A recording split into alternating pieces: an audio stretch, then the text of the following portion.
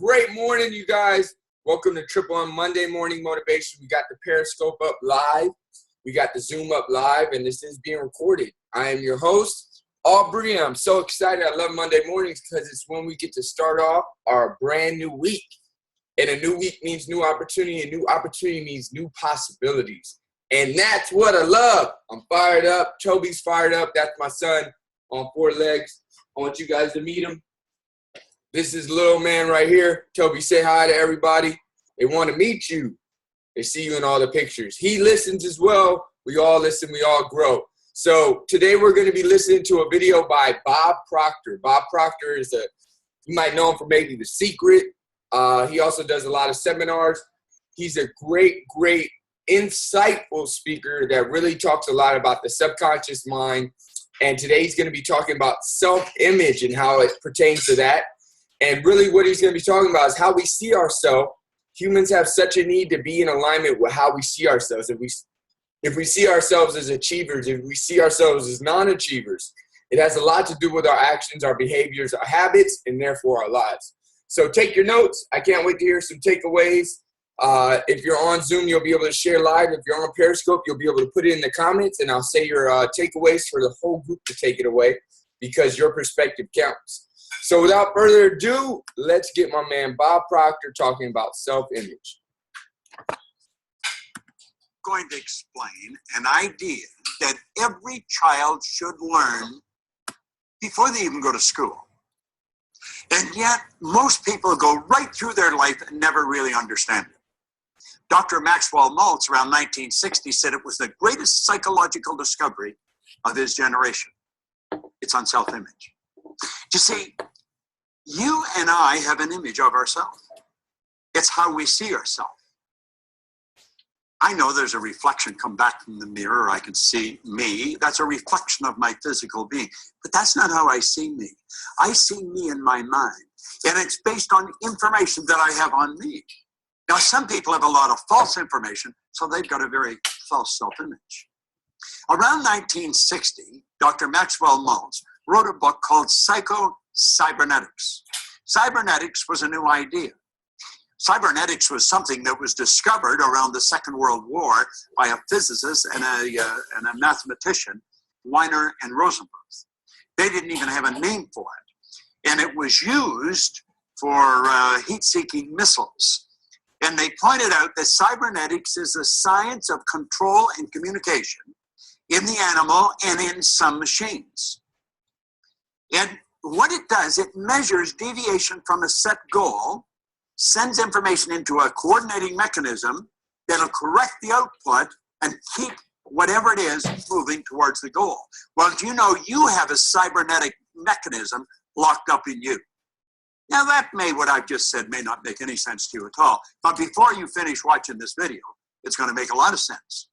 Now, if you've heard me speaking at any event or in any video or audio, you've heard me talking about paradigms. Paradigms are nothing but a multitude of ideas, a multitude of habits that are fixed in the treasury of our subconscious. Paradigms are partly genetic and partly environmental. In other words, it's built. The ideas are built right into the genes at birth. That's why we look so much like our relatives. So when we tie all these together, it makes a very interesting story. And I'm going to ask you to sit back, take notes if you want, but really pay attention. If you have kids in school, this is critical. If you're in sales, your sales will skyrocket. Relationships, just anything that you're going to do is dependent on how you see you.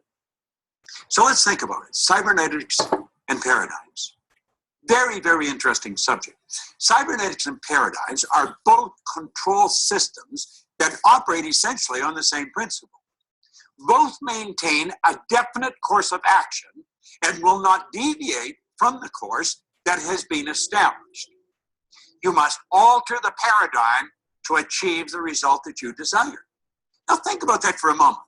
You'll see people stuck at a certain level. Go ask any sales manager to give you the names of their salespeople, and they can tell you what those salespeople are going to do next month and next year.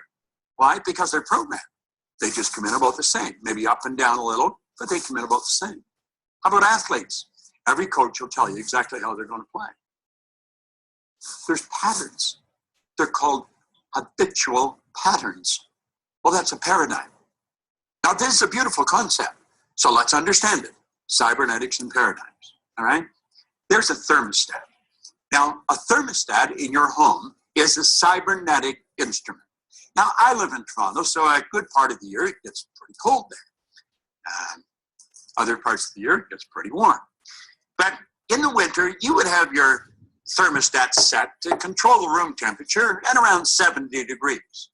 Now, you could be sitting there reading a book or something, and all of a sudden you feel a draft around your feet, and you're starting to feel a little cool, and you think, what's going on?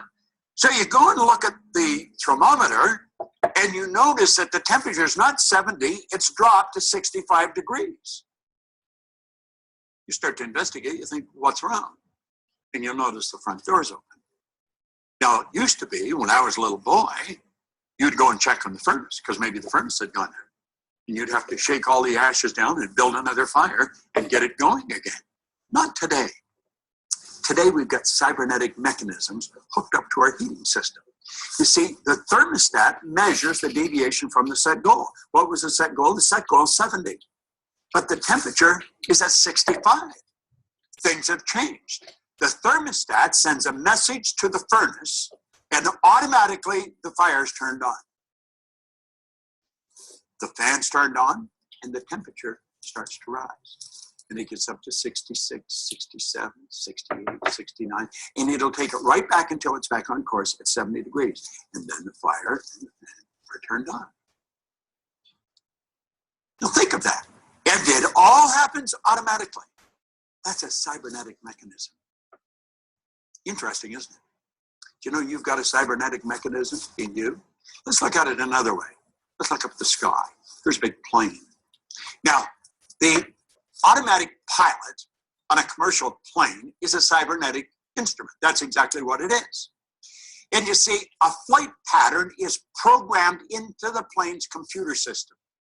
When the plane goes off course, the cybernetic system measures the deviation from the set goal, and it corrects the flight pattern. The plane is brought back on course. It's correct. You know, a rocket going to the moon is off course 97% of the time. Let's take a look at it from a different perspective. There's a plane leaving Chicago, and it's flying to Paris. Now, when the plane leaves the vicinity, it's just getting off the ground. You see the wheels are held down. It's just getting up there. The automatic pilot is flipped on. The pilot could come back and have dinner with you. Now, they don't leave the cockpit, but they're not necessarily doing that. It's all done automatically. And you see, when that plane's flying along, it gets hit by some turbulence, gets knocked off course. Do you know what happens? The cybernetic mechanism cuts in. It's activated, and it puts the plane back on course again. It all happens automatically. Pilot doesn't even have to do anything. But ultimately, although it goes off course and gets knocked back on course, it ends up in Paris. Now think about that for a moment. Here's you. And you have locked into your subconscious mind a self-image. And that self-image operates like a cybernetic mechanism.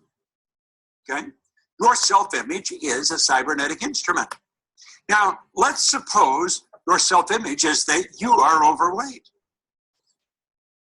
Oh, you don't talk about it. You don't want anybody else to talk about it. But inside you feel you're overweight.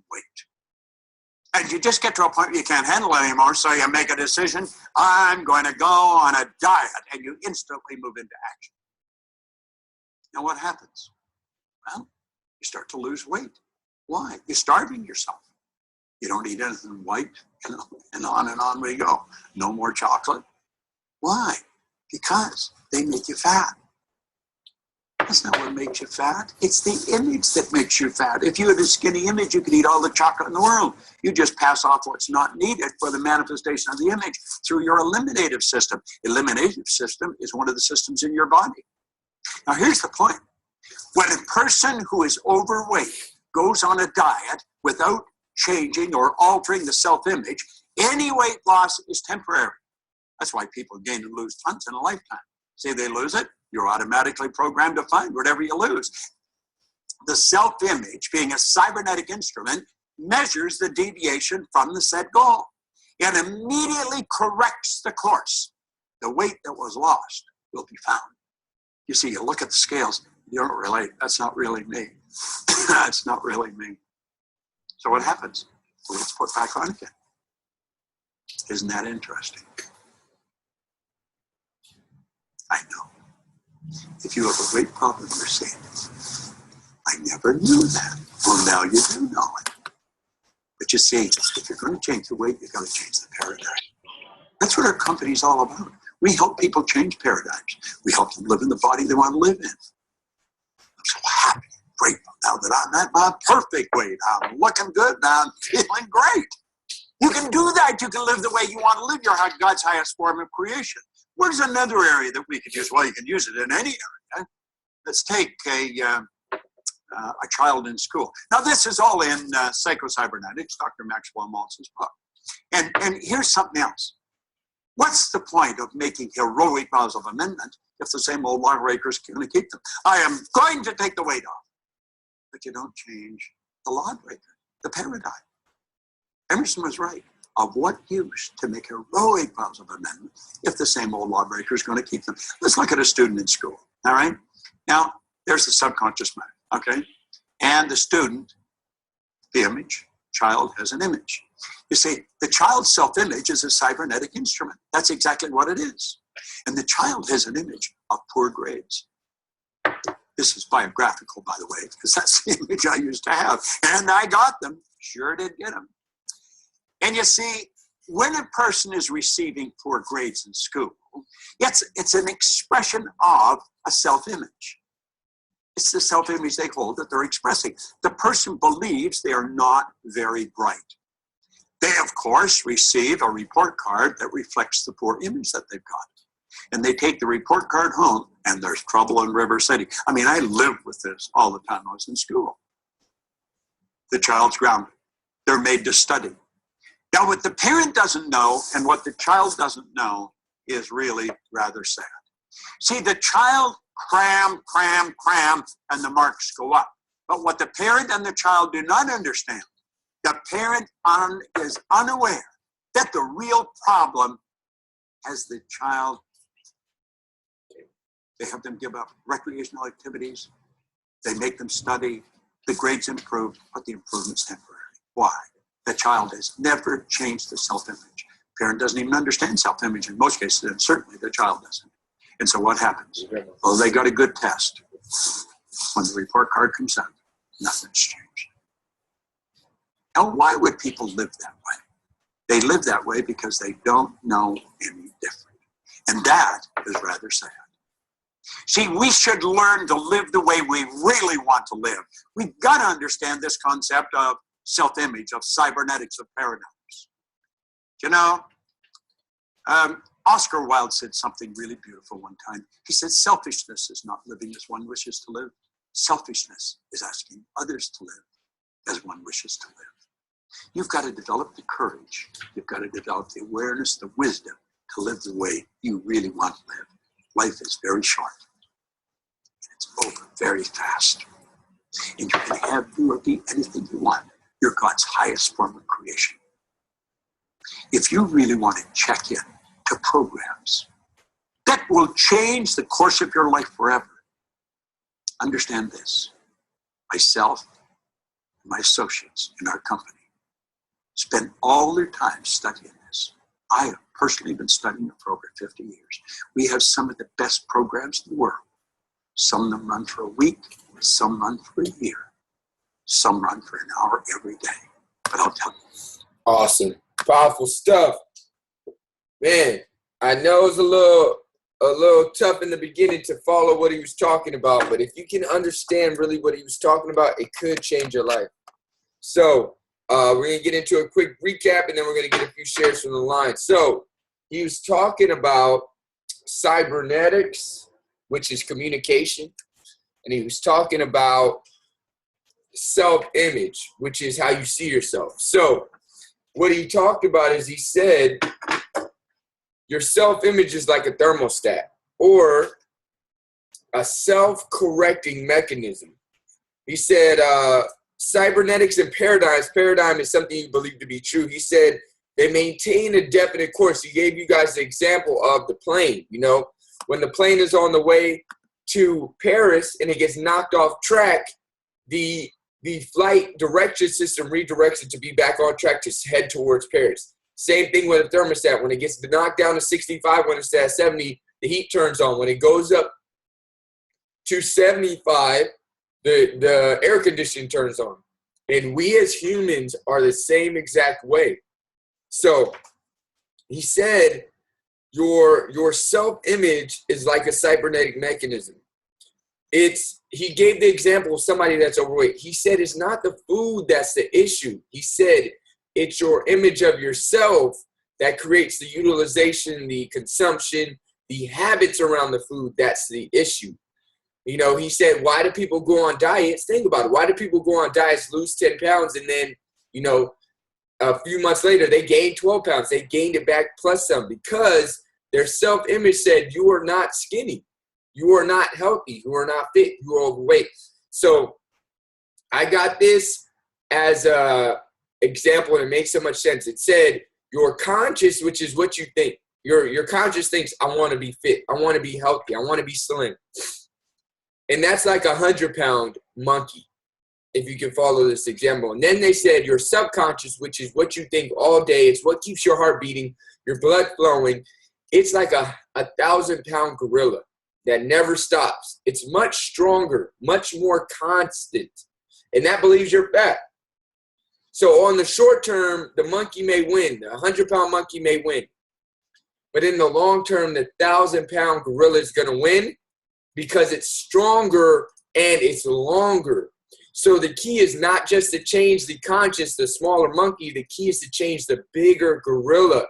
I don't know if you guys can ever, you know, maybe relate to this. Maybe something in your life you were trying to change for so long you couldn't realize why it was not changing. Maybe it was your income over the year.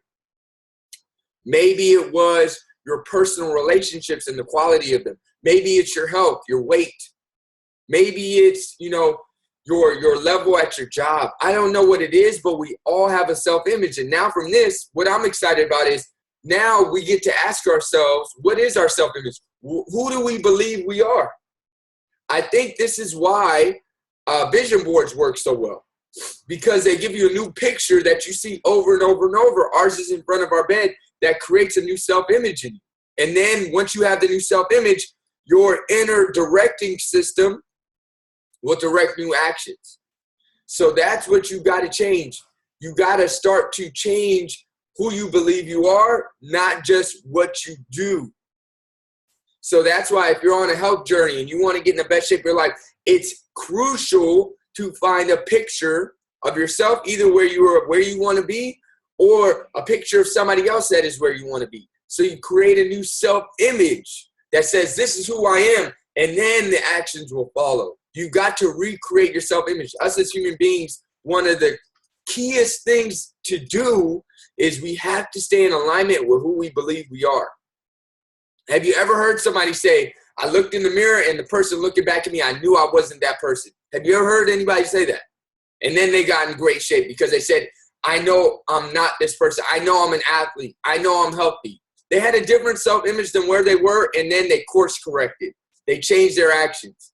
But that can also hinder you if inside you believe you're fat. Inside you believe you're overweight. Inside you believe you don't deserve success. Inside you don't believe you deserve money because deep down inside you believe money is evil. Inside you think you don't deserve happiness or a fulfilling relationship because you saw bad relationships when you were growing up. Focusing on building a new, positive, intentional, and conscious self-image, because a lot of the self-image that we received unintentionally from those around us that didn't do it on purpose. You got to realize your mom and your dad and whoever you looked up to when you were a kid didn't do it on purpose. They didn't know. Everybody does their best. But now as a conscious adult, you get to take responsibility. I get to take responsibility and now leverage these new tools that we learn to create intentionally what we want. Who do we want to be financially? Who do we want to be emotionally? Who do we want to be health and fitness wise? who do we want to be contribution-wise to our community, and build a new self-image. But the key with the subconscious is, first is awareness. Okay, I know now I get to create a new self-image. Second is repetition. You got to remember that when you have a self-image right now, that's been programmed for years. If you're modeling your mom or your dad or your uncle or somebody you looked up to, you did that for years. It's not going to change in a day. You're not going to be like, so after 4 days, don't look up and say, why am I not a millionaire yet? Why don't I have the six-pack yet? You programmed the other thing for 25 years. It's going to take more than 3 days to change. But now you have the tools to change. So now it's nobody else's responsibility. So that's going to be key. I want you guys to ask yourself today, who do I believe I am? That's what you get to do. That's the biggest thing from this. Who do I believe I am? Like, not the person that I project out to others, my public image, but my personal image, my self-image. When there's nobody else around, who do I believe I am? And then if it's somebody you want to be, great. Let's build on it. If it's somebody that maybe you don't believe is the greatest, then we get to build on it. And then start to build a new self-image. It could be writing things on your mirror. It could be writing things in your journal. It could be creating a picture collage. I'll share with you guys something that I made last night. I've been feeling like I want to make it. So this is a picture of Roxy and I with a President's Team Herbalife pin saying fully qualified, because that will be the picture when we fully qualify for President's Team. That's who we believe we are.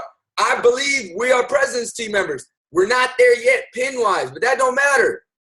It's who do you believe you are? And then eventually thermostat is going to kick in, and then you can use that law to your benefit. So I'm excited to get a few shares. If you're on Periscope, you can put your shares in the chat, and I'll read it out. If you're on Zoom, let me hear you. Orlando, it looks like you're ready to share. So I'm going to hit you up. Let's get it. What are your biggest takeaways, O? I tuned into the video a little late, but from what you said, I mean, I believe that to be correct. I guess I can go back years and years and years, but I'll start with a time period when it was coming for me to move out of my parents' house. Now, I have a few older brothers who I have one specifically who's never done that. He still lives in the house we grew up in. He's 20 years my senior. Now, that's the image I was watching growing up. Like, I never got the chance to see my parents grow up and move out of their parents' house, so I didn't know how to do it. So I thought that was going to be me for a long time. But then I got around a few friends who, they were, of course, raised differently by their families. So I saw how they were doing it. And then a couple of my friends and I, we got together and we got the chance to do it.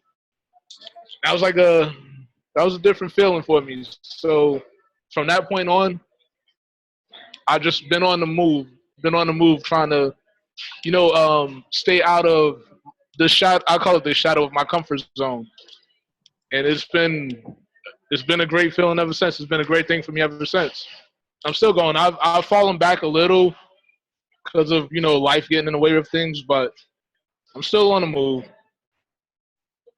There you go. Key was that, number one, you saw who you were modeling. You said your older brother, you're 20 years your senior. You said he did certain things and I started to follow suit. Everybody models somebody.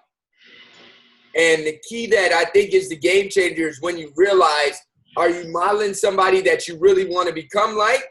That's right. So great. And if not, awesome. It doesn't mean you don't love them. It just means you're going to do different. That doesn't mean you don't love them. To love your family doesn't mean you got to be like your family. So that was really awesome. Oh, great stuff. I've always got so much love for you and really inspired by you, because you did leave Atlanta, came out here on your own, making a life for yourself. Most people wouldn't do that, and that's what's awesome, because you're not most people, man. You're a special dude. So great work, bro. Thank you. All right, we got time for one more share. If anybody else wants to share, Periscope, you got anything for me? Remember, we're always on Periscope and Zoom. Roxy, you want to share anything? Roxy said she wants to share. Let's get one quick share. Were you able to hear anything? Yeah, I listened to the beginning whenever he was talking about how, for instance, your self-image dictates everything in your life. You know, he's like, you can look in the mirror and yes, you can see yourself, but that's only your reflection. That's not how your image of yourself, you know. So that really stuck out to me, because then I started to think about what kind of images do I have about myself. So I thought that was really powerful. So that was one of my takeaways. Awesome. Love it. So great work today. A little different. This wasn't rah, rah, rah. Let's go do push-ups and you know, drink shakes. This wasn't a motivational video. This was an educational video. This information, though not energetic, could change your life. You got to understand, it's going to be different things that could change your life. This can change your life if you understand it. Maybe go back and watch it a few times, but understand, create a positive self-image that you intentionally want for your life, and your life will change. So thank you guys. Every Monday morning motivation, live on Zoom, live on Periscope. The recording will be posted today. Repost the recording, share your takeaways, tag your friends, and invite them to Monday morning, every Monday, 8 a.m. And of course, you know, this Wednesday, we've got an amazing power call. I'm going to bring up the guest speaker. So the guest speaker is going to be Karen Navarrete. Karen Nava, she is 23 years old, I believe. 22. She started Herbalife when she was 18 and hit the global expansion team level. That's a $250,000 business every single year. I'm trying to bring up the flyer right now. That's not that one. It's this one right here. No, that's not that one. I thought I sent it to you. I guess I didn't send it to you. But she does a $250,000 business a year, and it's going to be Wednesday at 6 p.m. And it's going to be 6 p.m. West Coast, 9 p.m. East Coast. She's going to be sharing her favorite Herbalife products, tips, and tools on how to utilize them. She's going to be sharing how she got her transformation, and she's going to be sharing how you can do the same. So you'll be able to ask live Q&A. It's always great to learn from others. And then we'll break down how you can get a savings on your program, get free products, and even make extra income paying it forward to people in your community, friends, and family. So thank you guys so much. Wednesday, we'll see you on the Power Call, live on Periscope, live on Zoom. Let's have a great week. Much love. Adios. Peace.